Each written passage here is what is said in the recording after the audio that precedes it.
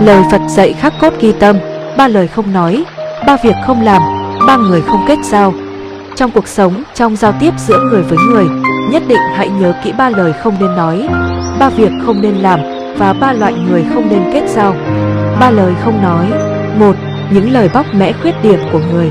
Làm người, ai ai cũng có khuyết điểm, ai ai cũng khó tránh khỏi đôi lần mắc lỗi.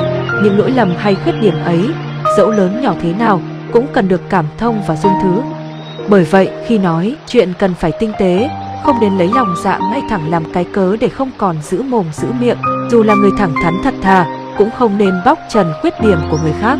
Trong bất kể trường hợp nào, nói chuyện mà không để tâm đến cảm xúc của đối phương sẽ rất dễ khiến người ta bị dồn vào chân tường mà không có đường lui.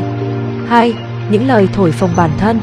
Được người khác khen ngợi, đó gọi là danh tiếng, còn tự mình khen ngợi, đó gọi là khoe khoang. Một người không chút lý trí, là nhảy không thôi, sẽ trở nên tầm thường thiển cận, thiếu hàm dưỡng và cũng không được hoan nghênh. Dù chúng ta thật sự có tài năng thì cũng không cần phải nói lời khoác lác, người khác tự nhiên sẽ biết được năng lực và ưu điểm của mình. Vậy nên những lời thổi phồng bản thân, tốt nhất là đừng nên nói. 3. Những lời vô bổ không giá trị. Thay vì nói lời vô ích, chỉ bằng nói lời chuẩn mực. Thay vì nói nhiều mà vô nghĩa, chỉ bằng nói ít mà trúng vào trọng tâm. Người thông minh thì thường kiệm lời. 3 việc không làm. 1. Những chuyện tự rước phiền não. Không nên so sánh bản thân với người khác. Có câu nói rằng, so sánh với người, tự mình tức chết, so đi so lại, bản thân cuối cùng được gì đây?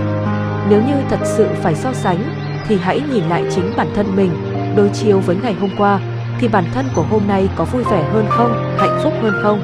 Nếu câu trả lời là không, đó mới chính là điều cần phải so sánh. 2. Những chuyện thay đổi người khác. Mỗi người đều có thói quen và cách sống của riêng mình, không có điều gì đúng sai tuyệt đối, cũng không có ai là toàn diện cả. Thay vì thay đổi người khác, chỉ bằng thay đổi chính mình. Thật ra, bản thân bạn mới chính là người cần thay đổi để luôn hoàn thiện hơn.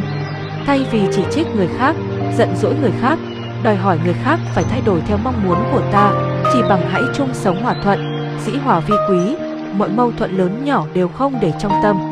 Vạn sự vạn vật bởi có cao có thấp, có lớn có nhỏ, có đen có trắng, có xấu có đẹp, mới tạo nên sắc màu của cuộc sống. Chấp nhận người khác cũng là chấp nhận sự phong phú của đất trời, đồng thời còn giúp nội tâm an hòa tĩnh lặng hơn. 3. Những chuyện ham chiếm tiện nghi. Nói đến lợi ích, có những thứ rất bề mặt, ai ai cũng nhìn thấy được, nhưng lại có những thứ rất ẩn hình. Tưởng là phúc đấy, thực ra lại là họa, tưởng là lợi đấy, thực ra lại thiệt thòi nhiều hơn. Bởi vậy, chỉ có người dại mới ham chiếm tiện nghi, tranh tranh đấu đấu, tìm cách vơ lợi ích về mình. Họ tưởng rằng đó là khôn ngoan, nhưng cuối cùng lại khiến bản thân phải chịu thiệt nhiều hơn. Ngược lại, người khôn sẽ không vì cái lợi trước mắt mà chiếm đoạt tiện nghi bất chính. Họ hiểu rõ đạo lý nhân quả, muốn được thì phải biết phó xuất. Trên đời không có của trời cho, vậy nên họ sẵn sàng chịu thiệt, nhường một bước để thấy biển rộng trời cao. Kỳ thực, chịu thiệt chính là phúc, có những lúc chịu thiệt mới có thể nhận được phúc báo sau này.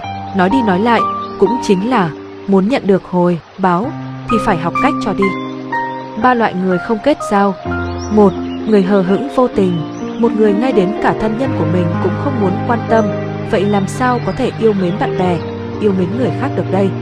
Những người hờ hững vô tình, lòng dạ sắt đá, lạnh lùng băng giá, kiểu người như vậy tuyệt đối đừng kết giao.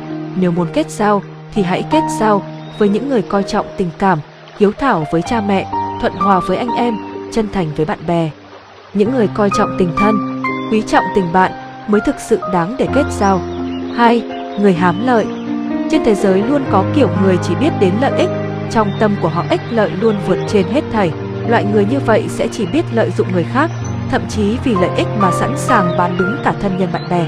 Trong cuộc sống, nếu giao du với loại người này, bạn sẽ mãi là đối tượng bị bòn rút, là vật trong túi bị đem ra đổi trao mua bán.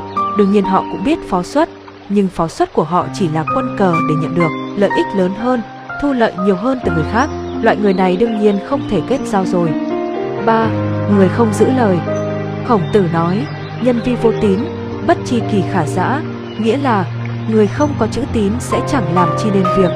Chính là nói con người phải coi trọng lời hứa, nói sao làm vậy, đã mở miệng là phải giữ lời, không thể lúc thì thế này lúc lại thế khác, sẽ khiến đối phương rơi vào tình thế khó xử. Trong cuộc sống, Giao du với người nói mà không giữ lời thật đúng là ác mộng. Giữ hy vọng với người không xem trọng lời hứa quả thật là phí hoài thời gian. Họ cứ biến đổi liên tục, chuyện nói buổi trưa, buổi chiều đã đổi khác. Chuyện được quyết định ngày hôm qua, hôm nay đã trở thành đống giấy vụn. Bạn bè quý ở sự chân thành, người có khuyết điểm khác đều có thể thông cảm được. Nhưng nói mà không giữ lời sẽ khiến người ta không biết được câu nào là thật, câu nào là giả. Với người như vậy, cho dù bạn vẫn tỏ lòng kính trọng nhưng không nên gần gũi, bởi ai ai cũng không thể phí hoài đi nghe lời nói suông mà không bao giờ được thực hiện. Hãy chia sẻ để nhiều người cùng biết nếu thấy hay. Cảm ơn.